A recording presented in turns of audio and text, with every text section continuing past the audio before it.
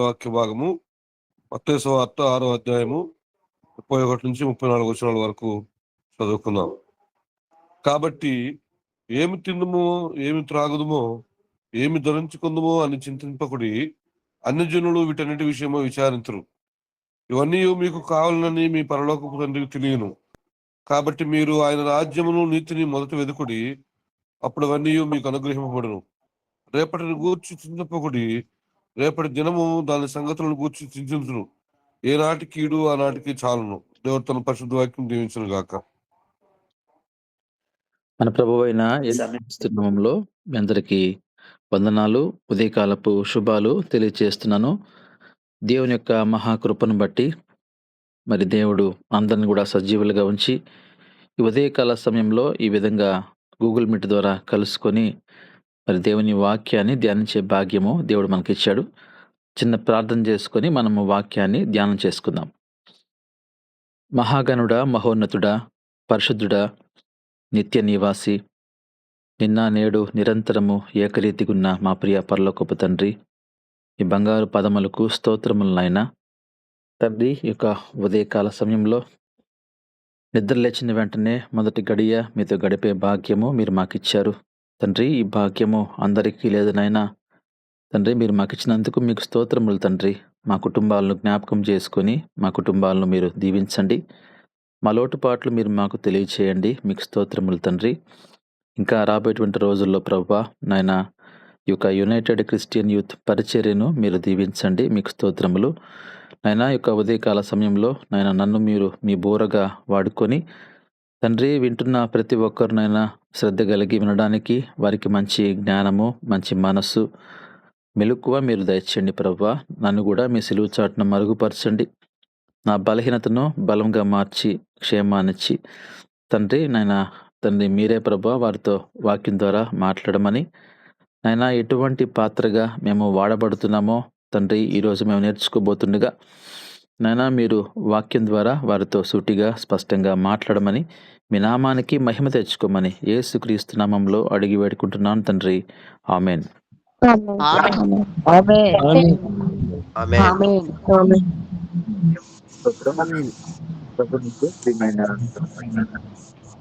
మీ అందరికీ మరొకసారి మన ప్రభువైన యేసుక్రీస్తు నామంలో వందనాలు తెలియజేస్తున్నాను. ఉదయకాల సమయంలో మనము ఈ విధంగా ధ్యానం చేయడము ఎంతో సంతోషకరము. ఈరోజు మనందరం కూడా పాత్రలమై ఉన్నాము, వెజల్ అయి ఉన్నాము. ఇంగ్లీష్లో మనం వెజల్ అంటాం కదా, పాత్రలమై ఉన్నాము. అయితే మనము ఎటువంటి పాత్రగా మరి దేవునికి ఉపయోగపడుతున్నాము? ఈరోజు 2 రకాలు నేను మీకు జ్ఞాపకం చేస్తాను. ఘనమైన పాత్రగా ఉంటున్నామా, ఘనహీనమైనటువంటి పాత్రగా ఉంటున్నామా? ఈ 2 విషయాలు మనము ధ్యానం చేసుకోవాలి, తెలుసుకోవాలి. అదే సమయంలో మనం కూడా ఒకసారి మనల్ని మనము పరీక్ష చేసుకోవాలి. నేను కూడా పరీక్ష చేసుకోవాల్సిందే, మీరు పరీక్ష చేసుకోవాల్సిందే. మనందరం కూడా ఒకసారి మనల్ని మనము ఒకసారి ప్రశ్న వేసుకుంటే దేవుని యొక్క పరిచర్యలో మనము ఘనమైన పాత్రగా ఉంటున్నామా, లేకపోతే ఘనహీనమైనటువంటి పాత్రగా ఉంటున్నామా అనేది మనము ఈరోజు నేర్చుకోబోతున్నాం. ప్రభునందు ప్రియమైన దేవుని బిడ్డలారా, ఈ రోజున సంఘాన్ని మనము ఒక ఎగ్జాంపుల్గా తీసుకున్నప్పుడు సంఘంలో సంఘ కాపరి, అదేవిధంగా సంఘ కమిటీ, సంఘ విశ్వాసులు, వీళ్ళందరికీ కూడా సంఘ పెద్దలు ఎవరికి తగ్గ పరిచర్య వారికి దేవుడిచ్చాడు. కాబట్టి ఆయా పరిచర్యలో వాళ్ళు కొనసాగుతూ ఉంటారు. కాబట్టి ప్రతి ఒక్కరు కూడా సంఘము విస్తరించాలన్నా, సంఘానికి క్షేమం ఉండాలన్నా, సంఘము క్షేమాభివృద్ధిలో కొనసాగాలన్నా మనందరం కూడా ఎవరికి తగిన విధంగా వారు పాత్రలుగా వ్యవహరించాలి. ఎప్పుడైతే అందరం కూడా ఎవరికి తగినటువంటి విధంగా వారు పాత్రలుగా వ్యవహరించినప్పుడు దేవుడు ఆ సంఘానికి క్షేమాభివృద్ధి కలుగజేస్తాడు. ఈ సమయంలో మనం చూసినప్పుడు మనము ఘనమైన పాత్రగా మనము వాడబడాలి. మరి ఘనమైన పాత్రగా మనము వాడబడాలంటే దేవుని వాక్యము మనము ఏ విధంగా ఉంటే దేవుడు మనల్ని ఘనంగా వాడుకుంటాడు, ఆయన నామానికి ఘనత తీసుకొనొచ్చుకుంటాడు అని మనం గమనించినప్పుడు, ఒకసారి రోమాపత్రిక 12వ అధ్యాయము, రోమాపత్రిక 12వ అధ్యాయము 9వ వచనాన్ని మనం గమనించినప్పుడు, మీ ప్రేమ నిష్కపటమైనదై ఉండవలెను, చెడ్డదాన్ని అసహ్యించుకొని మంచి దానిని హత్తుకొని యుండుడి. ఎవరైతే ఘనమైన పాత్రగా వాడబడాలి అని కోరుకుంటారో, వారు మొట్టమొదటిగా చేయాల్సినటువంటి విషయం ఏందంటే, చెడ్డదాన్ని వారు అసహ్యించుకోవాలి. మంచిదాన్ని వారు హత్తుకొని ఉండాలి. ఏదైతే దేవుని వాక్యానికి వ్యతిరేకమో, ఏదైతే దేవుని వాక్యాన్ని మరి చెడ్డదిగా కనబడుతుందో, దేవుని వాక్యంతో అది పోల్చినప్పుడు అది మంచిది కాదు అని అనిపిస్తుందో, దాన్ని మనము దూరంగా ఉంచాలి. మనం దాన్ని అసహ్యించుకోవాలి. యోబు గురించి కూడా దేవుడు సాక్ష్యమిస్తూ, యోబు నీతిమంతుడు, యథార్థవంతుడు, అదే సమయంలో చెడుతనమును విసర్జించినవాడు, అసహ్యించుకునినవాడు అని ఉంటది. కాబట్టి ఒక నీతిమంతుడుగా తీర్చబడాలన్నా, అదేవిధంగా మంచి పాత్రగా నువ్వు వాడబడాలన్నా, మొట్టమొదటిగా మనము ఏది మంచి, ఏది చెడు అని మనం గ్రహించే స్థితిలో ఉండాలి. ఏది మంచైతే ఆ మంచి దాన్ని హత్తుకోవడం నేర్చుకోవాలి. ఆ మంచి దాన్ని విడిచిపెట్టకుండా, వదిలిపెట్టకుండా కొనసాగేటువంటి పరిస్థితిలో ఉండాలి. ఏది చెడ్డదిగా అనిపిస్తుందో, ఇది దేవుని వాక్యము ఈ విషయాన్ని మనకు చెప్పడం లేదు అని అనిపిస్తుందో, వెంటనే దాన్ని మనము అసహ్యించుకోవాలి. అంటే దాని జోలికి వెళ్ళకుండా ఉండడం మంచిది అని మనం ఇక్కడ చూస్తూ ఉన్నాం. కనుక దేవుని యొక్క వాక్యము మనం గమనించినప్పుడు, మన దేవుడు పరిశుద్ధుడు గాబట్టి, పరిశుద్ధుడికి ఏది వ్యతిరేకము అని మనం గమనిస్తే, పాపము అనేది వ్యతిరేకం. కాబట్టి పాపాన్ని మనము అసహ్యించుకునే వారిగా ఉండాలి అనేది మనం ఫస్ట్ నేర్చుకున్నప్పుడు, అప్పుడు దేవుడు నిన్ను ఒక ఘనమైనటువంటి పాత్రగా ఆయన నిన్ను వాడుకుంటాడు. ఎంతో గొప్ప విషయం అండి ఇది. ఇది పాటించడము చాలా కష్టంతో కూడినటువంటి విషయం. కాబట్టి చెడ్డదాన్ని మనము అసహ్యించుకున్నటువంటి స్థితిలో ఉన్నప్పుడు, దేవుడు నిన్ను ఘనమైన పాత్రగా వాడుకుంటాడని నేను మీకు తెలియజేస్తా ఉన్నాను. అదే విధంగా మనం మరొక వాక్య భాగాన్ని గమనించినప్పుడు, మత్తయి సువార్త 6వ అధ్యాయము 32వ వచనాన్ని, 33వ వచనాన్ని మనం గమనించినప్పుడు, కాబట్టి ఏమి తిందుమో, ఏమి త్రాగుదుమో, ఏమి ధరించుకుందుమో అని చింతింపకుడి, అన్ని జనులు వీటన్నిటి విషయమై విచారింతుడు. ఇది ఈ రోజున మనము ఏమైతే జీవనోపాధిగా మనం చేస్తూ ఉన్నామో, ఉద్యోగం గావచ్చు, మనం వెళ్తున్నటువంటి పని గావచ్చు, ఇవన్నీ మనం గమనించినప్పుడు ఏమి తినాలో, లేకపోతే ఏమి తాగుదుమో, ఈ విషయాన్ని మనం ఆలోచించినప్పుడు, మనందరం చేసేటువంటి పని ఎందు నిమిత్తము? మన యొక్క ఆహారం కొరకు. అదేవిధంగా మనము ఎలా బ్రతకాలి? మనం బ్రతకాలంటే ఏదో ఒకటి మనం తినాలి. లేపోతే ఏదో ఒకటి మనము నీళ్లు తాగడానికి మనము ముందుకు వెళ్తాం. ఇవి మనం గమనించినప్పుడు మన జీవన విధానం మనకు తెలుసు. అయితే వాక్యం అంటున్న మాట ఏందంటే, రేపటి గురించి మనం చింతించాల్సిన అవసరం లేదు. ఏమి తినాలో, ఎట్ట చేద్దాము, మనం ఎట్ట గడుపుదాము, రేపు ఏముంటుందో ఆహారము అని ఆలోచించాల్సిన అవసరం లేదు. అన్ని జనులు వీటి గురించి ఆలోచిస్తారు అని చెప్తూ, ఇవన్నీ మీకు కావాలని మీ పరలోకపు తండ్రికి తెలియును. ఈ మాట చాలా ప్రాముఖ్యమైనది. ఎందుకంటే మన దేవుడు సృష్టికర్త కాబట్టి ఆయనకు అన్నీ తెలుసు. ఏ ఏ బిడ్డకు ఏది ఇవ్వాలి, ఏ సమయంలో ఆ బిడ్డకు అది అవసరమో అని ఆయనకు తెలుసు. కాబట్టి ఆ సమయంలోనే దేవుడు నీకు దాన్ని ఏర్పాటు చేస్తాడు. మనం తొందరపడినప్పటికీ దేవుడు ఒక్కొక్క సందర్భంలో ఆలస్యం అవుతా ఉంటది. మనం వెంటనే తొందరపడి ఎందుకు మనకు దేవుడు ఆలస్యం చేస్తున్నాడు అనుకుంటాం. కానీ దేవునికి తెలుసు, ఈ సమయంలో ఈ బిడ్డకు ఇది అవసరము. మనము ఏమి తినాలో గూడా ఆయనకు తెలుసు. మనం ఏమి త్రాగాలో గూడా ఆయనకు తెలుసు. అవన్నీ కూడా ఆయన ఏర్పాటు చేస్తాడు. ఆ ఏర్పాటు కొరకు మనము వేచి ఉండాలి. కాబట్టి మనము చేయాల్సిన పనేందంటే, ప్రాముఖ్యమైనటువంటి పని, అమూల్యమైనటువంటి పనేందంటే, కాబట్టి మీరు ఆయన రాజ్యమును, నీతిని మొదట వెదుకుడి. అప్పుడు అవన్నీ మీకు అనుగ్రహింపబడును. మనము దేవుని యొక్క రాజ్యాన్ని, నీతిని మనం వెతకాలి. ఇది మనం చేయాల్సిన పని. ఎప్పుడైతే మనము దేవుని యొక్క రాజ్య వ్యాప్తి కొరకు మనం పాటుపడతామో, దేవుని యొక్క నీతిని మనము అనుసరిస్తామో, దేవుడు మనకు అవన్నీ ఇస్తాడు. కాబట్టి మన సృష్టికర్తకు తెలీదా అండి? ఈరోజు తల్లిదండ్రులు మన బిడ్డలు మనకు పుట్టిన తర్వాత, ఆ బిడ్డలకి చిన్నప్పటి నుంచి ఫ్రమ్ ద ఫస్ట్ డే మొదటి రోజు నుంచి కూడా ఆ బిడ్డలకి ఏం కావాలో తల్లిగా, తండ్రిగా మనం ఆలోచించలేమా?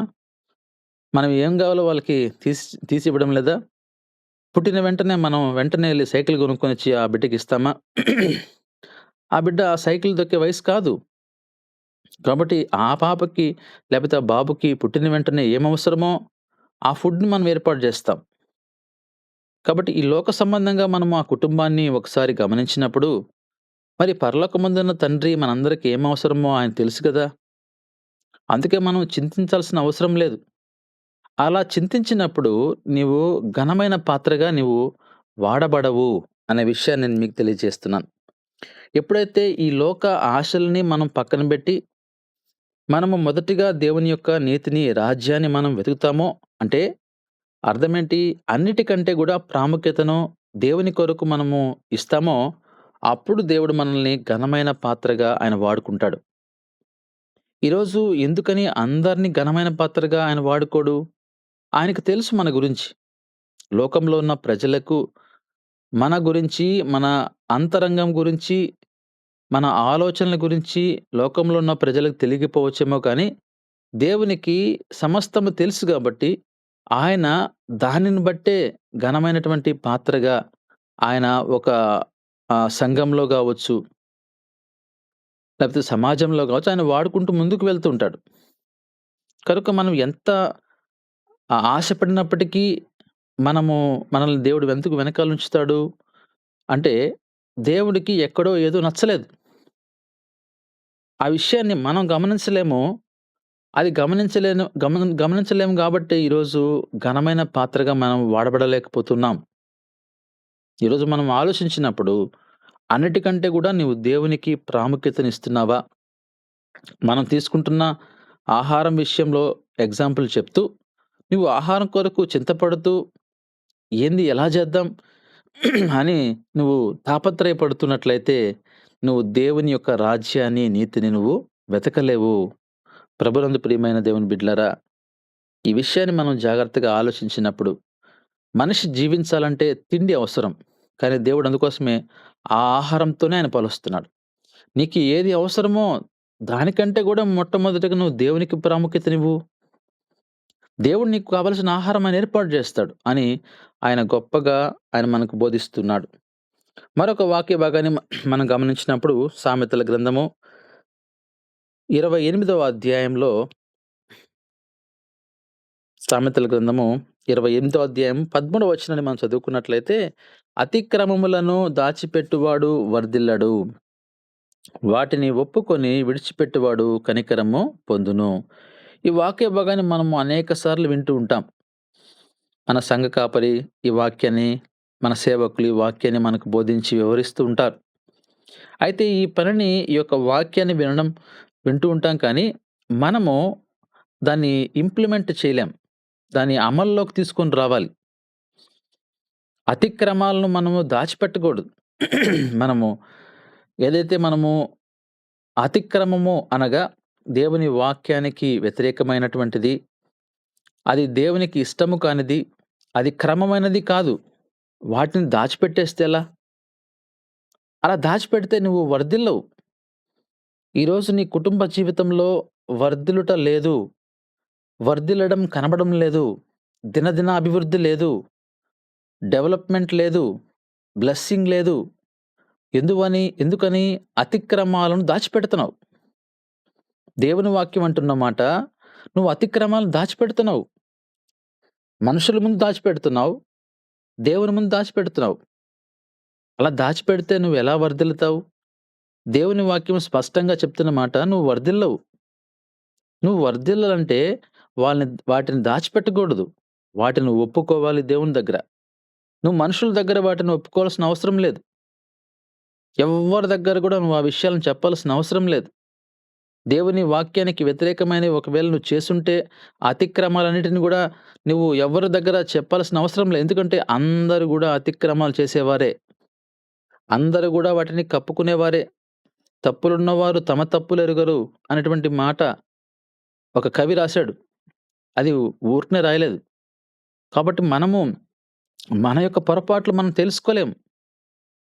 అందుకే వాక్యం అంటుంది నువ్వు వాటిని ఒప్పుకోవాల్సిన అవసరం లేదు. నువ్వెక్కడ ఒప్పుకోవాలి? దేవుని దగ్గర వాటిని ఒప్పుకొని, వాటిని విడిచిపెట్టినప్పుడు దేవుడు నీకు కనికరం ఇస్తాడు. ఆ కనికరమును పొందుకున్నప్పుడు నువ్వు వర్ధిల్లుతావు. ఎప్పుడైతే నువ్వు వర్ధిల్లుతావో, నువ్వు దేవునికి ఘనమైన పాత్రగా వాడబడతావు. దాచిపెట్టుకున్నంత కాలము వాటిని దేవుడు నిన్ను వాడుకోడు. కనుక మనం బైబిల్‌లో గూడా అనేక విషయాలు తెలుసుకోవచ్చు. ఎవరెవరిని దేవుడు వాడుకున్నాడు? ఎందుకని వారినే వాడుకున్నాడు? మనందరికి తెలిసిన విషయము దావీదు గురించి మనం ధ్యానం చేసుకుంటూ ఉంటాం. ఏమి గొర్రెల కాపరినే దేవుడు రాజు చేయాలనా? రాజు గావాలంటే మరి బలం గూడా అవసరం గదా! మళ్ళీ దావీదుకి మరి బలం లేదే. బలహీనుడే. వాళ్ళ అన్నదమ్ములు మంచి బలాఢ్యులే. దేవుడికి గావాల్సింది నీ బాడీ బిల్డింగ్ కాదు. నీ అందం గాదు దేవునికి కావాల్సింది. నీ అంతరంగ పరిశుద్ధత.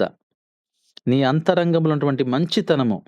నీ అంతరంగంలో ఉన్నటువంటి ఆ యొక్క విశ్వాసము, నమ్మకము దేవుడు నీకు బలమిస్తాడు. అంతమంది ఉన్నప్పుడు మరి గొల్యాతును చంపడానికి దావీదు ఒక చిన్న వడిసె తీసుకొని హతమార్చాడంటే మరి దేవుడు వాడుకోలేదా? ఆ ఒక్కటి చాలు మనకి ఎగ్జాంపుల్. ఘనమైన పాత్రగా ఆ రోజు దావీదుని దేవుడు వాడుకున్నాడు. పొట్టివాడే. కానీ దేవునిలో గొప్పవాడు. ఆత్మీయుడు. అంతరంగంలో పరిశుద్ధత కలిగినవాడు. అంతరంగాన్ని దేవుని కొరకు ప్రయాసపడేవాడు.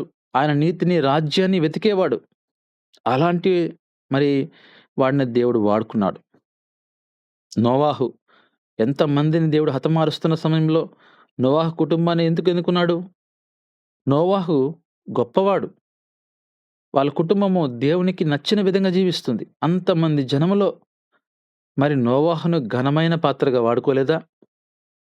నోవాహు కుటుంబాన్నంతటిని దేవుడు కాపాడలేదా? రక్షించలేదా? ఎందుకని ఇంక మరొక కుటుంబం లేదా? దేవుడు కనబడలేదు. ఘనమైన పాత్ర. ఈరోజు మనము ఘనమైన పాత్రగా వాడబడుతున్నామా అని ఆలోచించాలి. ఈ ఘనమైన పాత్రగా వాడబడాలి అని నీకు ఆశ ఉన్నట్లయితే నువ్వు మొట్టమొదటిగా అతిక్రమాలను విడిచిపెట్టాలి. దేవుణ్ణి వెంబడించాలి. ఆయన కనికరం పొందుకోవాలి. అప్పుడు నిన్ను దేవుడు ఒక మంచి పాత్రగా ఆయన నిన్ను వాడుకుంటాడని దేవుడు తెలియజేస్తా ఉన్నాడు. అదే విధంగా మరొక వాక్య భాగాన్ని మనం గమనించినప్పుడు యాకోబు పత్రిక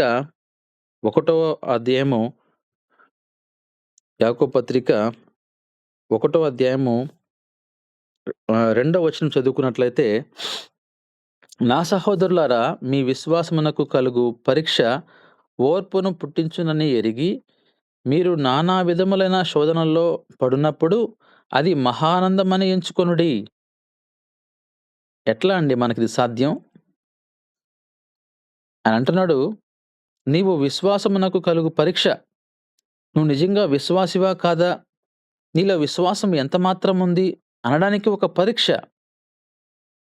అబ్రహాముకు దేవుడిచ్చాడు పరీక్ష ఇస్సాకు విషయంలో.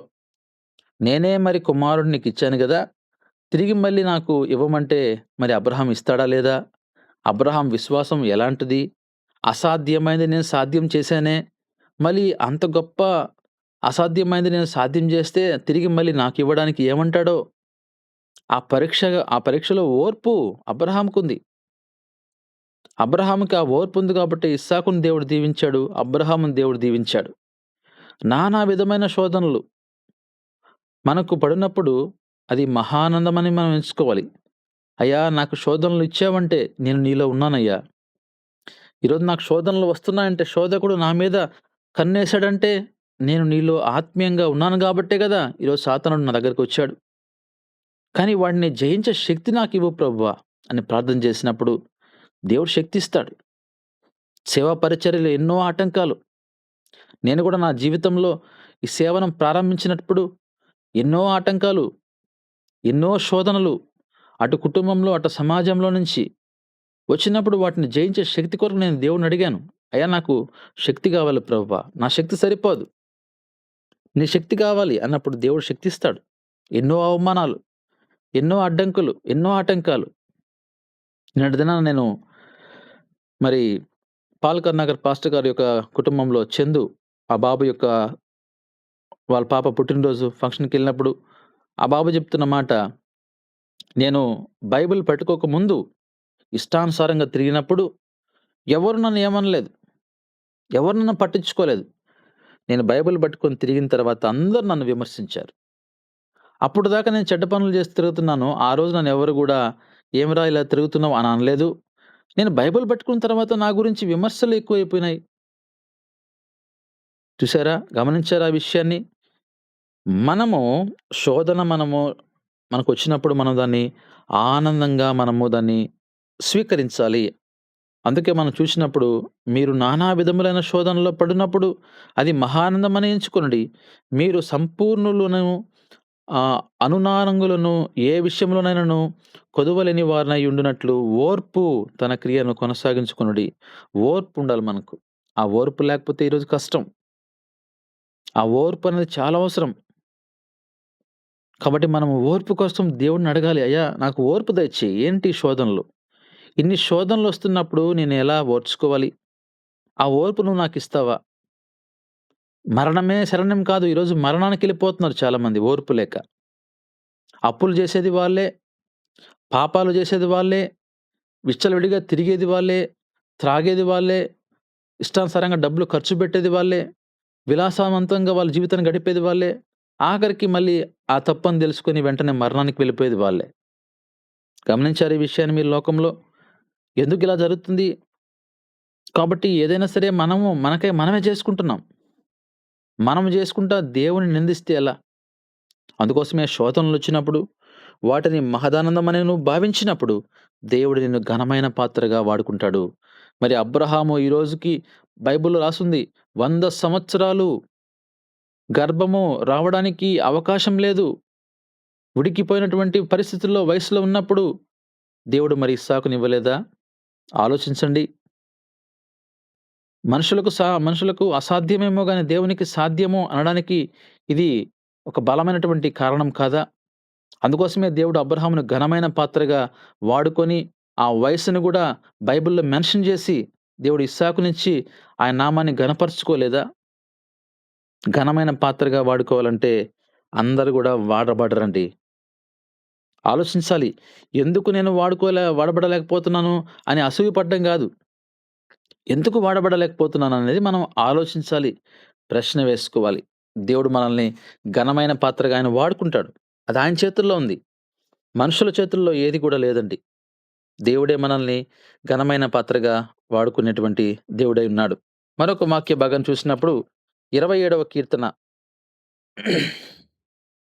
4వ వచనాన్ని మనం గమనించినప్పుడు, యెహోవా యొద్ద ఒక వరము అడిగితిని, దానిని నేను వెదుకుచున్నాను. యెహోవా ప్రసన్నతను చూచుటకును, ఆయన ఆలయములో ధ్యానించుటకును నా జీవితకాలమంతయు నేను యెహోవా మందిరంలో నివసింపగోరుచున్నాను. ఎంత మంచి ఆశ అండి. ఎంత మంచి కోరిక కీర్తనాకారుడుకు రాస్తూ అంటున్నాడు. నేను ఆయన మందిరంలో నివసించాలని కోరుకుంటున్నాడు. ఈరోజు మనము ఎక్కడ నివసిస్తున్నాం? దేవుని మందిరంలో నివసించడం అంటే అర్థమేంటి? మనము దేవుని సన్నిధిలో గడపడం. మనం గృహంలో ఉన్నప్పుడు ఒక సమయాన్ని దేవుడికి ఇవ్వడం. దేవునితో మనము మమేకమై ఆయనతో కలిసి మనం ఆయనతో మాట్లాడుకుంటూ మనం ప్రార్థన చేసుకోవాలి. అయ్యా పరలోకమందున తండ్రి, నాయనా నాకు ఈ సమస్య ఉంది ప్రభువా. నాకు ఈ శోధన ఉంది నాయనా, దీన్ని నువ్వు తీరుస్తావా? నువ్వు తీర్చగలవని చెప్పి మా కాపరి చెప్పాడు. లేకపోతే మేము వాక్యంలో విన్నాము, వాక్యం చదివాము. కాబట్టి మనం దేవుని యొక్క సన్నిధిలో మనం నివసించాలని కోరుకోవాలి జీవితకాలమంతా. ఈరోజు మనం జీవితకాలమంతా గడుపుతున్నామా? నీకు ఆశ ఉన్నప్పుడు దేవుడు నిన్ను ఘనమైన పాత్రగా వాడుకుంటాడు. దేవునితో గడపాలి అనే మా ఆశ. అందుకోసమే ఒక పాట ఒకటి రాశారు. ఆశయ్య చిన్న ఆశయ్య నీతో నేను నడవాలని, నీతో నేను ఉండాలని ఆశయ్య అనే పాటను రాశారు. ఆ ఆశ మనలో ఉండాలి. అలా మనము ఆశపడినప్పుడు ఇక్కడ చూస్తే కీర్తనకారుడు ఆశ ఏంటి? నేను జీవితకాలమంతా గూడా నేను యెహోవా మందిరంలో నివసించాలని కోరుచున్నాడు. ఎంత గొప్ప విషయం అండి. ప్రభునందు ప్రియమైన దేవుని బిడ్డలారా, ఘనమైన పాత్రగా నువ్వు వాడబడాలంటే, నువ్వు దేవునితో కలిసి నువ్వు జీవించాలి. దేవునిలో నువ్వు బ్రతకాలి. దేవుని వాక్యం నీలో ఉండాలి. ఎల్లప్పుడూ నువ్వు దేవుని వాక్యాన్ని ధ్యానం చేసుకుంటూ, వాక్యాన్ని నీ హృదయంలో ఉంచుకున్నప్పుడు, దేవుడు నిన్ను ఘనమైన పాత్రగా, ఆయన నిన్ను ఘనపరుస్తాడు. అదే సమయంలో ఆయన గూడా ఘనపరుచుకుంటాడు. నీ ద్వారా ఆయన ఘనపరుచుకుంటాడు. దావీదంటున్న మాట, ఇదిగో ఈ సమయంలో గొల్యాతు దేవుడు నిన్ను నాకు అప్పగిస్తున్నాడు. నిన్ను నేను కాకులకు, గద్దలకు ఆహారంగా ఇస్తానని చెప్పాడు చూసారా? యుద్ధము యెహోవాదే అని చెప్పాడు చూసారా? మరి యుద్ధం చేసేది అక్కడ ఎవరు? దావీదే. కానీ కాదు, నాకు నిన్ను దేవుడు అప్పగించాడు అనే మాట ఎంత గొప్ప విషయమండి. ప్రభునందు ప్రియమైన దేవుని బిడ్డలారా, ఇలాంటి వాక్యాలు మీరు ఎన్నో సార్లు వినుంటారు. కానీ ఆ వాక్యం యొక్క అంతరార్థము, లోతైన మర్మాన్ని మనం తెలుసుకున్నప్పుడు, దేవుడు మనల్ని బలమైన పాత్రగా ఆయన వాడుకుంటాడు. తర్వాత చూడండి 2 కొరింథీ పత్రిక 4వ అధ్యాయము 18వ వచనాన్ని మనం గమనించినప్పుడు, ఏలయనగా పైన చూడండి 17వ వచనంలో ఉంటుంది చూడండి. మొదటి లైను 17వ వచనము ఏ భాగం చూసినప్పుడు, మేము దృశ్యమైన వాటిని చూడక అదృశ్యమైన వాటినే నిదానించుచున్నాము. కాబట్టి దృశ్యమైనవి మనకు కనబడే వాటిని కాదు మనం చూడాల్సింది. అదృశ్యమైనది మనము చూడగోరాలి. ఏలైనగా దృశ్యమైనవి అనిత్యములు, అదృశ్యమైనవి నిత్యములు. మనకు దృశ్యమైనటువంటి ఈ లోకం మనకు రోజు కనబడుతది. ఈ లోకం అనేది ఒక రోజున ఉండదు. అదృశ్యమైనది మనకు పరలోక రాజ్యము. ఆ పరలోక రాజ్యాన్ని మనం చూస్తున్నప్పుడు, మనము అన్నీ గూడా దేవుని ముందు అది మంచిది కాదు, తక్కువ అని మనం ఎరుగుతాం. మనం ఎప్పుడైతే ఈ లోకం కొరకు ప్రయాసపడుతూ ఉంటామో, ఈ లోకమే మనకు శరణ్యము అనుకుంటూ ఉంటామో, మనము అసలైన విషయాన్ని అనగా నిత్య రాజ్యాన్ని మనం కోల్పోతాం. అందుకోసమే దేవుడు కూడా అంటాడు, చూచి నమ్ముట కంటే చూడక నమ్మువారు ధన్యులు. అందుకే అంటాడు యేసుక్రీస్తు మనకి ఈ లోకానికి వచ్చాడని మనకు తెలుసా? తెలీదు. కానీ యేసుక్రీస్తు వారు రాయించినటువంటి పరిశుద్ధ గ్రంథాన్ని చదివాము. మనకు తెలియకపోయినప్పటికీ మనం నమ్మాము, విశ్వాసము పొంది ముందుకెళ్తున్నాం. ఆ రోజు తోమ దేవునితో ఉన్నాడు. కానీ దేవుణ్ణి అనుమానించాడు. అయ్యా, నువ్వు ఒకసారి నీ గాయములో నేను చేయబెట్టి చూడమంటావా? చూసారా ఎంత అవిశ్వాసమో! ఈరోజు మనం చూడకుండా నమ్ముతున్నాం. అయ్యా, మా కొరకు నువ్వు ప్రాణం పెట్టావు నాయనా. అయ్యా, మా కొరకు నువ్వు సిలువలో రక్తాన్ని కార్చావయ్యా. మాకు రక్షణ భాగ్యాన్ని ఇచ్చావు ప్రభువా. తిరిగి మా కొరకు నువ్వు మరణాన్ని జయించి పరలోకానికి వెళ్ళున్నావు. మేము అక్కడికి చేరతామయ్యా అనేటువంటి నిరీక్షణతో మనం ఉన్నాము అంటే, అదృశ్యమైన వాటిని మనము నమ్ముతున్నాము. అవి నిత్యములు. వాటి మీద మనం ఉంచాలి. ఎప్పుడైతే మనము అదృశ్యమైన వాటిని ప్రేమించి, అదృశ్యమైన వాటిని మనము ఇష్టపడతామో, దేవుడు మనల్ని ఘనమైన పాత్రగా ఆయన వాడుకుంటాడండి. ప్రభునందు ప్రియమైన దేవుని బిడ్డలారా, ఇవన్నీ లక్షణాలు మనలో ఉన్నాయా? దేవుడు మనల్ని ఘనమైన పాత్రగా వాడుకోవాలంటే, ఇటువంటి లక్షణాలు మన దగ్గర లేకుండా ఎలా మనం ఘనమైన పాత్రగా వాడబడతాం?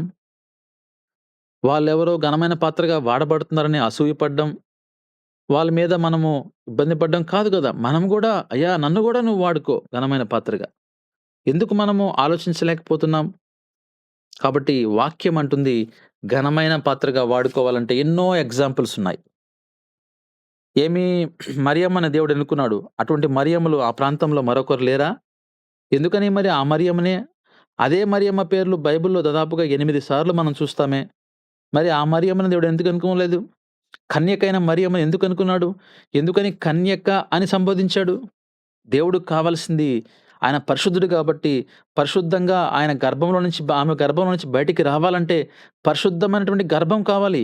కన్యకైనటువంటి మరియ కావాలి. అందుకోసమే కన్యకైన మరియ అని సంబోధించాడు. ఆమెని ఘనపరచలేదా? ఆమె క్యారెక్టర్‌ని చూపిస్తూ గనపరచలేదా? ఈరోజు లోకమంతా ఒక తెగ ఆమెను పూజించట్లేదా? ఆలోచించారా మీరు ఆ విషయాన్ని? ప్రపంచంలోనే ఈరోజు గొప్పగా ఆమెను పూజించడం లేదా? తెలియక ఆమెను పూజిస్తున్నారు. ఆమెను మనము గౌరవించాలి. ఆమెను మనం ప్రేమించాలి. ఒక యేసయ్య తల్లిగా. కానీ ప్రాణమిచ్చినటువంటి యేసయ్యను మనము పూజించాలి. ఆయన మాత్రమే మనము నమస్కారం చేయాలని మనం చూస్తా ఉన్నాం. ప్రభునందు ప్రియమైన దేవుని బిడ్డలారా, తర్వాత చూడండి, ఎందుకని మనము ఘనహీనమైన పాత్రగా ఉన్నామో, ఒక ఒక మాట 2 మాటలు చెప్పి నేను ముగిస్తాను. రోమాపత్రిక 3వ అధ్యాయము 18వ వచనాన్ని మనం గమనించినప్పుడు, రోమాపత్రిక 3:18లో వాని కన్నుల ఎదుట దేవుని భయము లేదు. చాలా చాలా ప్రాముఖ్యమైన విషయం. భయము లేదు. క్రైస్తవుడికి ఈరోజు భయం లేదు. క్రైస్తవుడని చెప్పుకుంటున్న అనేక మందికి ఈరోజు భయం లేదు. అలాంటి భయం లేని వాడిని దేవుడు ఘనమైన పాత్రగా వాడుకుంటాడా? ఎందుకు నువ్వు ఘనహీనంగా ఉన్నావంటే నీకు దేవుడంటే భయం లేదు. నీ ప్రవర్తన దేవుని వాక్యానికి వ్యతిరేకంగా ఉన్నావు అంటే నీకు భయం లేదు. నీలో భక్తి లేదు. నీలో భయముంటే నువ్వు దేవుని పనిలో పాల్గొంటావు. నువ్వు భయముంటే నువ్వు దేవుని నిర్లక్ష్యం చేయవు. అదే మనం ఒక ఉద్యోగానికి పోవాలంటే నిద్ర లేచి ఈరోజు చీకటితో వెళ్ళిపోతాం. అదే దేవుని వాక్యానికి రమ్మంటే నిద్ర మెలకువ లేదు. మాకు నిద్రొస్తుంది. అలసిపోయి ఉన్నాం. మేము చేసే ఉద్యోగం ఏమనుకుంటున్నారు? అది మీకు తెలిస్తే గదా! ఇలాంటివి రకరకాలుగా మనం చెప్తాం. భయం లేదు. దేవుని సన్నిధంటే భయం లేదు. అదే ఒక అధికారి రమ్మన్నప్పుడు హడావుడిగా నిద్ర లేచి అలారం పెట్టుకొని వెళ్తున్నామంటే నీలో భయం లేదు. ఆలోచించండి. దేవుడిని నువ్వు ఎంతకాలం ఇలా మోసం చేస్తావు? దేవుని సన్నిధిని ఎంతకాలం ఇలా ప్రేమించకుండా నువ్వు ఉంటావు? కానీ కోరికలు మాత్రం నీలో ఉన్నాయి. నేను ఘనమైన పాత్రగా వాడబడాలి. ఎలా వాడబడతావు? ఎలా సాధ్యం అది? అది మనుషులకి అసహ్యమే. మరి దేవుడికెలా అది నీ మీద ఇష్టపడతాడు? ఇలా మనం చెప్పుకుంటే మరొక మాటను చూద్దాము. ప్రకటన గ్రంథము 2వ అధ్యాయము 21వ వచనాన్ని మనం గమనించినప్పుడు, ప్రకటన గ్రంథము 2వ అధ్యాయము 21వ వచనం గమనించినప్పుడు, మారు మనస్సు పొందుటకు నేను దానికి సమయమిచ్చితిని గాని అది తన జారత్వమును విడిచిపెట్టి మారు మనస్సు పొందనొల్లదు. ఇక్కడ జారత్వం గురించి మాట్లాడుతూ, ఓ స్త్రీ నువ్వు జారత్వం చేస్తా ఉన్నావు. నేను నీకు సమయం ఇస్తున్నా. నువ్వు మారు మనస్సు పొందనొల్లడం లేదే. ఎందుకని నువ్వు మారు మనస్సు పొందలేకపోతున్నావు? నువ్వు చేసే తప్పు నేను క్షమిస్తూ నీకున్నానే. నువ్వెందుకు అలా ఉన్నావు? ఓ సహోదరుడా, ఎంతకాలం అలా జీవిస్తావు? నేను నీకు సమయం ఇస్తున్నాను. నువ్వెందుకని తప్పులు విడిచిపెట్టలేకపోతున్నావు? ఇదిగో తర్వాత చూడండి. ఇదిగో నేను దానిని మంచం పట్టిస్తాను. చూసారా ఆ మాట ఎంత బావుందో? మారు మనసు పొందకపోతే మంచం పట్టేస్తాం. దేవుని వాక్యం చాలా కఠినమైంది. నువ్వు మారు మనసు పొందకుండా వేషధారణ చేస్తా ఉన్నావంటే, ఇదిగో నేను నిన్ను మంచం పట్టిస్తాను. దానితో కూడా వ్యభిచరించు వానిని దాని క్రియల విషయమై మారు మనసు పొందితేనే గాని వారిని బహుశ్రమలు పాలు చేస్తాను. బహుశ్రమలు చేస్తాను. శ్రమలు గాదు, బహుశ్రమలు. ఆ శ్రమలు మనం భరించలేం. ఆ శ్రమలు మనం సహించలేం. ఆ శ్రమలు మనం జయించలేం. ఆ మంచం పట్టే పరిస్థితి మనకవసరమా? ఆ మహాశ్రమలు అనుభవించాల్సిన పని మనకవసరమా? మరి ఈ రోజున ఘనహీనమైన పాత్రగా ఎందుకు మనం ఉంటున్నాం? దేవుడు ఎందుకు కొందరినే ఘనమైన పాత్రలుగా లోకానికి చూపిస్తున్నాడు? ఎందుకు దేవుడు వారికి మాత్రమే ఘనతిస్తున్నాడు? ఎందుకు వారి ద్వారానే దేవుడు ఘనత పొందుకుంటున్నాడు? ఎందుకని నిన్ను ఘనత పొందించడం లేదు? ఎందుకు నీ ద్వారా ఆయన ఘనపరచబడలేకపోతున్నాడు అంటే, నీవు ఘనపరిచేటువంటి నీలో ప్రవర్తన నీలో లేదు కదా! ఘనపరిచేటువంటి ప్రవర్తన నీలో ఉంటే గదా నిన్ను దేవుడు ఘనపరచడానికి. నన్ను ఘనపరచువాడు నేను ఘనపరుస్తాను. నువ్వు దేవుడిని ఘనపరుస్తున్నావా? దేవుని కొరకు నువ్వు సమయం ఎక్కడిస్తున్నావు? అందరిలో ఉన్నప్పుడు నువ్వు దేవుని ఘనపరుస్తున్నావా? దేవుడి నామాన్ని హెచ్చింపబడాలంటే నీ ప్రవర్తన. ఎవరయ్యా ఆయన? ఇంతమందిలో అతను అంత మంచిగా ఉన్నాడు. ఏమన్నా నువ్వు క్రైస్తవుడివా బాబు? దేవుడు ఘనపరచబడ్డం అది. ఏమ్మా ఎవరామె? ఇంతమంది ఇన్ని ఉద్యోగాల్లో లంచాలు తీసుకుంటా ఉంటారు. ఆమె తీసుకోదే, ఘనపరచబడతా ఉంది. ఎవరామె? క్రైస్తవురాలయ్యా. ఘనపరచబడింది. ఆమెకు ఘనతొచ్చింది. అదే సమయంలో దేవుడి నామాన్ని గూడా ఆమె ఘనపరిచిందంటే ఎంత మంచి విషయమండి. అందుకోసమే మనం చూసినప్పుడు ఒక మంచి పాట గూడుంది. ఆ పాట గూడా నాకిష్టమైన పాట. ఆ పాటను పాడి నేను ముగిస్తాను. పనికి రాని పాత్రనని పారవేయకుమా, పొంగి పొరలు పాత్రగా నన్ను నింపుమా, సువార్తలోని పాత్రలన్నీ శ్రీయేసుని పొగడుచుండా, సాక్షిగా నుండు పాత్రగా చేసి సత్యముతో నింపుము తండ్రి, సత్యముతో నింపుము తండ్రి. విలువలేని పాత్రను నేను, కొనువారు లేరెవ్వరు, వెలలేని నీదు రక్తంబుతో వెలుగొందు పాత్రగా చేసి, ఆటంకముల నుండి తప్పించి నన్ను ఎల్లప్పుడు కావుమయ్యా, పగిలియున్న పాత్రను నేను సరిచేసి వాడుమయ్యా, సరిచేసి వాడుమయ్యా. కుమ్మరి ఓ కుమ్మరి, జగదుత్పత్తి దరి, జిగట మన్నైన నా వంక చల్లగా చూడుమయ్యా, చల్లగా చూడుమయ్యా. దేవుడు మనల్ని చల్లగా చూడాలి. ఆయన పాత్రగా మనల్ని దేవుడు వాడుకోవాలి. ఆ వాడుకోబడాలంటే నీలో ఇన్ని ప్రవర్తనలుండాలి. ఇన్ని మంచి ప్రవర్తనలుంటేనే దేవుడు నిన్ను ఆయన మంచి పాత్రగా, ఘనమైన పాత్రగా, చెడ్డవాటిని అసహ్యించుకోవాలి. అన్నిటికంటే కూడా దేవునికి ప్రాముఖ్యతనివ్వాలి. పాపాన్ని విడిచిపెట్టాలి. శోధనలను జయించాలి. ఆనందంగా వాటిని భరించాలి. ప్రతిదినం ఆయన సన్నిధిలో ఉండాలని కోరుకోవాలి. నిత్యమైనటువంటి మనము ఎప్పుడు గూడా దేవుని కొరకు మనం ప్రయాసపడేటువంటి వారిగా ఉన్నప్పుడు ఆయన ఘనమైన పాత్రగా వాడుకుంటాడు. అదే సమయంలో నీలో భయం లేకపోయినా, నీ హృదయం సరిగ్గా లేకపోయినా, నువ్వు మారు మనసు పొందకపోయినా, నువ్వు అదే విధంగా నీ యొక్క తప్పులు ఒప్పుకోకపోయినా, నువ్వు పరిశుద్ధ ఆత్మను దేవుడిని నువ్వు వదిలించినట్లయితే నువ్వు వెళ్ళేది నరకానికే. లేకపోతే అదే సమయంలో నువ్వు ఘనహీనమైన పాత్రగా నువ్వు వాడబడతావనే విషయాన్ని దేవుడు నీకు ఈరోజు జ్ఞాపకం చేస్తా ఉన్నాడు. ప్రభునందు ప్రియమైన దేవుని బిడ్డలారా, దేవుడు ఈ యొక్క వాక్యాన్ని మన హృదయంలో భద్రపరిచి మనందరినీ, మన కుటుంబాలను దేవుడు దీవించును గాక. Amen. Thank you brother. Amen. Amen. Amen. Amen. Amen. దేవుడు మనతో మాట్లాడాడు. ఎన్నో హెచ్చరికలు, ఎంతో మన హృదయాలు స్పందించేటువంటి సందేశాన్ని దేవుడు ఇచ్చాడు. చెప్పారు కదా, ఏమి తినాలి, ఏం తాగాలి, ఏం ధరించాలి, ఎప్పుడు చింత. అంటే ఎగ్జాంపుల్ గా చెప్పాలంటే, పక్కనోళ్ళు 2 ఫ్లోర్లు వేస్తారు, మనము 2 ఫ్లోర్లు వేస్తాం. మనమేమంటాం? దేవుడు మనల్ని ఆశీర్వదించాడంటాం. మరి వారిని ఎవరు ఆశీర్వదించినట్టు? మనకు 4 ఎకరాల పొలం ఉంటుంది, అన్నిలకు కూడా 10 ఎకరాల పొలం ఉంటుంది. మనల్ని దేవుడు ఆశీర్వదించారు అంటే మరి వాళ్ళని ఎవరు ఆశీర్వదించారు? మన అబ్బాయికి గవర్నమెంట్ ఉద్యోగం, బ్యాంక్ ఎంప్లాయ్ అనుకోండి, అన్యుల ఇంట్లో కలెక్టర్ ఉంటారు, మరి వాళ్ళకి ఎవరు ఇచ్చారు?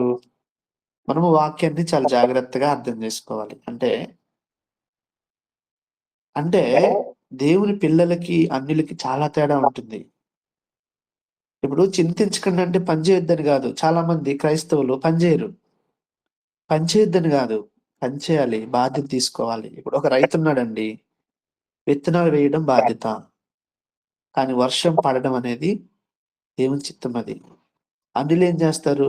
రోజు ఆకాశం వైపు చూసి ఆ మేఘాలు కమ్ముకోకపోతే చింత, బాధ. కానీ క్రైస్తవుడు ఏం చేస్తాడు? ఏడవడు. దేవుని మీద నమ్మకం ఉంటుంది. అంటే ఆహారము, నీళ్లు, వస్త్రము ఇవి ప్రాథమిక అవసరాలు మనకు. కానీ మనిషి ఎక్కువగా చింతించేది కూడా ఉద్యోగము, డబ్బు, పిల్లల భవిష్యత్తు, ఆరోగ్యము, ఇల్లు, అప్పులు, చదువులు, రేపేమవుతుంది. కానీ దేవుడు విశ్వాసులకి, దేవుని పిల్లలుగా మనకు చెప్పేది ఏంటంటే, మీ అవసరాలు నాకు తెలుసు. అంటే ఇవి దేవునికి తెలియని కాదు గదా! అన్యులంటే ఎవరు? దేవుని తెలియని వారు, దేవునిపై ఆధారపడిన వారు, దేవుణ్ణి తండ్రిగా భావించిన వారు. మన అవసరాలు లేకపోతే ఇంకోటి వాటి మీద పరిగెత్తడం కాదు. దేవుని పైన ఆధారపడి బతకడం. మన పరిస్థితులు తెలుసు, అవసరాలు తెలుసు, మన కన్నీళ్లు తెలుసు, మన బాధలు తెలుసు, మన సమస్యలు తెలుసు, మన పిల్లలు అన్నీ. ఒకప్పుడు నువ్వేమన్నా మర్చిపోతావేమో గానీ, దేవుని మీద ఆధారపడితే దేవుడు మర్చిపోడు. ఇది క్రైస్తవుని యొక్క ఒక ప్రాధాన్యమైన క్రమం. ప్రియారిటీ అంటారు గదా! అంటే నా జీవితంలో దేవుడే మొదటి స్థానము. నా నిర్ణయాల్లో దేవుని చిత్తం ఉండాలి. నా ఇంట్లో దేవుడే ఆధిపత్యం వహించాలి. నా హృదయంలో దేవుడు పరిపాలన చేయాలి. దేవుని నీతి అంటే ఏంటి? దేవునికి ఇష్టమైన జీవితంగా ఇప్పుడు అన్న చెప్పాడు గదా! ఘనమైన పాత్ర, ఘనహీనమైన పాత్ర. పవిత్రత, నిజాయితీ, ప్రేమ, క్షమించడము, న్యాయము, విశ్వాసము, దేవుని వాక్యానికి, ఆయన మాటలకి లోబడి, స్పందించి ఇప్పుడు వాక్యం ప్రతిరోజు వింటాం మనం. కానీ చాలా చెప్పారు, చాలా చెప్పారు. ఇవి కాదండి. ఆ వాక్యానికి స్పందించాలి. ఆ వాక్యాన్ని గ్రహించుకొని మనం మారాలి. అరే! దేవుడు నాతోనే మాట్లాడుతున్నాడేమో, నన్ను సరిచేసుకోవాల్సిందేమో, ఇందువల్ల ఈ మాటలు అని మనం గ్రహించి సరిచేసుకుంటున్నప్పుడు మన జీవితాలు అద్భుతంగా మార్చబడతాయి. కదా! అంటే మనకు ఐశ్వర్యము, బంగారమో, రాజభోగాలు ఇస్తానని అది కాదు. మీకు అవసరమైనవి నేనిస్తాను. మీ అవసరాలను నేను తీరుస్తాను. సమయానికి దారి చూపుతాను. ఇప్పుడు కొంతమంది ఎప్పుడో లేని వాటిని మీదేసుకొని ఇప్పుడు మోస్తూ ఉంటారు. రాని బాధని, రాని సమస్యని ఊహించుకొని బాధపడిపోతూ ఉంటారు. ఎప్పుడో అందుకే దేవుడు రోజువారీ కృప ఏ రోజుకి కీడు ఆ రోజు అంటారు గదా! ఆ విధంగా మనము నేర్చుకోవాల్సింది ఏంటి అంటే దేవుని పిల్లలైన మనము భయంతో గాదు, విశ్వాసంతో దేవుడు మన అవసరాలకు తెలుసు. మనం దేవుని రాజ్యాన్ని మనం వెతకాలి అంటే దేవుడి మాటకి లోబడాలి మనం. అందుకే ఈ సమయంలో మనం ప్రార్థన చేద్దాం. దేవా నా జీవితంలో ఉన్నటువంటి చింతలు, భయాలు, రేపటి ఆందోళనలు ఇయన్నీ మీ చేతిలో పెడుతున్నాం. మాకు అవసరమైనవి మీకు తెలుసు. ఇదిగో మొదటగా మీ రాజ్యాన్ని వెతికే హృదయాన్ని మాకు దయచేయండి. మీ నీతిలో, మీ కృపలో మమ్మల్ని నడిపించండి. మా కుటుంబాన్ని, మా పిల్లలను, మా ఉద్యోగాలను మీ చేతుల్లో అప్పగిస్తున్నాం. మాకు రోజుకు కావాల్సినటువంటి శక్తిని, జ్ఞానాన్ని, సమాధానాన్ని దయచేయండి అని మనం ఒకసారి హృదయాన్ని మనము దేవునికి అప్పగించుకొని, దేవుడు మన సంఘాల్లో చెప్పారు. ఆయా పరిస్థితుల్లో ఆయా పాత్రలుగా మనల్ని ఉంచారు. మన యొక్క బాధ్యతలను గూడా మనము శక్తివంచన లేకుండా నిర్వర్తించే వారిగా మనం ముందుకు వెళ్ళాలని చక్కటి వాక్య సందేశాన్ని అందించినటువంటి వినుతన్న గారికి మరొకసారి ప్రభు పేరిట వందనాలు తెలియజేస్తూ, వాక్య ఫలింపు ప్రార్థన మన మధ్యలో ఉన్నటువంటి సిస్టర్ సలోమి గారు. అమ్మ ఉన్నారా? వందనాలు సార్. అమ్మ వందనాలు. ప్లీజ్ అమ్మ మీరు ప్రార్థించండి. అందరికీ వందనాలండి. ప్రార్థన చేసుకున్నాం. ప్రేమ నమ్మకం గల మా యేసురాజు నీ బంగారు పాదములకు స్తుతి స్తోత్రములు నాయన. గడిచిన కాలం అంతా నీ రెక్కల కింద భద్రపరిచి మమ్మల్ని సజీలకు ఉంచినందుకు నీకు వందనములు స్తోత్రములు దేవా. అయ్యా ఈ ఉదయకాల సమయంలో ఎక్కడ నీ నామ పేరిట ఒక్కరిద్దరు ముగ్గురు కూడి స్తుతిస్తారు అక్కడ ఉంటానని సెలవిచ్చిన దేవుడవనైనా. ఈ ఉదయకాల సమయంలో దేనికి పనికిరానట్టుగా ఈ లోకంలో జీవిస్తూ నీ బంగారు పాదంలో తాకబాగని మార్చినందుకు నీకు వందనములు స్తోత్రములు దేవా. అయ్యా ఉదయకాల సమయంలో నా తండ్రి నేను గూగుల్ మీట్ ద్వారా చిన్న మందగా చేరినైనా ఇంతవరకు నైనా పాటల ద్వారా వాక్యం ద్వారా స్తుతించాము, గణపరిచాము నా తండ్రి నైనా. అయ్యా నైనా ఎప్పుడైతే చెప్పబడిన వాక్యాన్ని మీరు జ్ఞాపకం చేసుకుని బ్రతిమలాడుచున్నాం నా తండ్రి. అయ్యా నైనా ఈ దినము నా తండ్రి నైనా ఘనమైన పాత్రలుగా మమ్మల్ని ఈ లోకంలో నైనా ఆయత్తపరచమని బ్రతిమలాడుచున్నాం నా తండ్రి. అయ్యా నైనా మేము మట్టి వారం నా తండ్రి నైనా. ఈ లోకంలో దేనికి పనికిరానట్టుగా ఈ లోకంలో జీవిస్తున్నాం నా తండ్రి నైనా. అయ్యా నీ సహాయం కొరకు మేము ఎదురు చూస్తున్నాం నా తండ్రి నైనా. అయ్యా మేము చేసిన తప్పులన్నీ నీ సన్నిధానంలో ఒప్పుకున్నట్టుకు సహాయం దయచేయండి దేవా నా తండ్రి. అయ్యా ఈ లోకంలో మేము ప్రేమ కలిగి జీవించలాగా సహాయం దయచేయండి దేవా. అయ్యా నీ మందిరంలో ఆవరణంలోనైనా మేము ఒక్క దినము గడపట కంటే 1000 దినములని సెలవిచ్చిన దేవుడు నా తండ్రి నైనా. అయ్యా ప్రతి నిత్యము నా తండ్రి మాకు ఎన్ని కష్టములు ఎన్ని దుఃఖములు వచ్చినప్పటికీ నైనా నిన్ను విడవక ఎడబాయక నిన్ను ఆరాధించుకుని స్తుతించి గణపరిచే భాగ్యాన్ని మాకు దయచేయమని బ్రతిమలాడుచున్నాం నా తండ్రి. అయ్యా ఈ ఉదయకాల సమయం సమయంలో నా తండ్రి నైనా ఇంత మంచి లేఖన భాగాన్ని మాకు అందించినందుకు నీకు వందనములు స్తోత్రములు చెల్లించుకుంటున్నాం నా తండ్రి నైనా. అయ్యా ఈ ఉదయకాల సమయంలో నా తండ్రి నైనా ఘనమైన హీనులుగా మేము ఈ లోకంలో జీవించలాగిన సహాయం దయచేయకుండా నా తండ్రి అయ్యా ఘనమైన పాత్రకి లోకంలో నైనా మేము ప్రతి ఒక్కరికి వాడబడటకు సహాయం దయచేయమని బ్రతిమలాడుచున్నాం. అయ్యా నీ వాక్యాన్ని నైనా విని మేము వదిలిపెట్టకుండా నైనా ఒక్కరికి ఇద్దరికి నైనా మేము సువార్త చెప్పేవారుగా ఆయుత్తపరచమని బ్రతిమలాడుచున్నాం నా తండ్రి. అయ్యా నెమరు వేసుకునే శక్తిని మాకు దయచేయమని బ్రతిమలాడుచున్నాం నా తండ్రి నైనా. అయ్యా ప్రతి ఒక్క బిడ్డనైనా ఈ లోకంలో నీ వాక్యాంశరంగా జీవించలాగిన సహాయం దయచేయండి. అయ్యా ప్రతి ఒక్కరికి రక్షణ మారు మనసు దయచేసే కృపను అనుగ్రహించమని బ్రతిమలాడుచున్నాం నా తండ్రి నైనా. అయ్యా ఎన్నెన్నో లోతైన మర్మాలు మాకు తెలియచుండగా నా తండ్రి నైనా అయ్యా మేమన్నీ పాటించడానికి సహాయం దయచేయమని బ్రతిమలాడుచున్నాం నైనా. అయ్యా నా తండ్రి నైనా మా లోటుపాట్లని మేము సరి చేసుకున్నట్టుకు సహాయం దయచేయమని బ్రతిమలాడుచున్నాం నేను. అయ్యా ఈ లోకంలో ఏ మనుషుల దగ్గరికి రాజుల దగ్గరికి వెళ్ళినైనా సహాయం అడిగితే నా తండ్రి నైనా అయ్యా మేము చేసిన తప్పుల్ని క్షమించమని అడిగితే ఎవరు క్షమించరు, ఎవరు సహాయం చేయరు నా తండ్రి. అయ్యా నిజమైన రక్షకుడవు నిజమైన దేవుడవునైనా మా తప్పులన్నీ అయ్యా నీ సన్నిధానంలో ఒప్పుకున్నట్టుకు సహాయం దయచేయండి. క్షమించగల దేవుడవు నా తండ్రి నైనా. అయ్యా సహాయం చేయగల దేవుడవు నా తండ్రి నైనా. అయ్యా మా కుటుంబాన్ని మీరు జ్ఞాపకం చేసుకోండి దేవా. అయ్యా కుటుంబంలో లోటుపాట్లు మేము సరి చేసుకున్నట్టుకు సహాయం దయచేయమని బ్రతిమలాడుచున్నాం. అయ్యా ఈ దినము నా తండ్రి వాక్యాన్ని అందించిన వినిస్తారు మీరు జ్ఞాపకం చేసుకోండి దేవా. అయ్యా బిడ్డకి మంచి ఆయుష్ ఆరోగ్యాన్ని దయచేయండి. అయ్యా చేసిన ఉద్యోగాన్ని మీరు జ్ఞాపకం చేసుకోండి దేవా. అయ్యా మేడం గారిని ఇచ్చిన బిడ్డలు మీరు జ్ఞాపకం చేసుకోండి.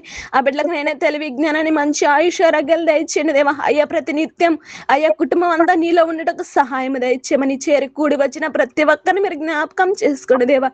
అయ్యా రావాల్సిన బిడ్డలకు మరొక సమయాన్ని దయచేస్తే కృపను అనుగ్రహించమని అయ్యా యొక్క చిన్న ప్రార్థన పాసనిధికి చేర్చుకొని అయినా అయ్యా మా ప్రార్థన అనంతరాన్ని మేము ముగించుకొని మా పనులకు మేము వెళ్ళచుండగా ముందు మీరు వెనక నడిపించే కృపను అనుగ్రహించమని ఈ నామములో ఉన్నతమైన శ్రేష్టమైన యేసుక్రీస్తు నామములో అడిగి వేడుకుంటున్నాం తండ్రి. ఆమేన్. ఆమేన్. ఆమేన్. ఆమేన్.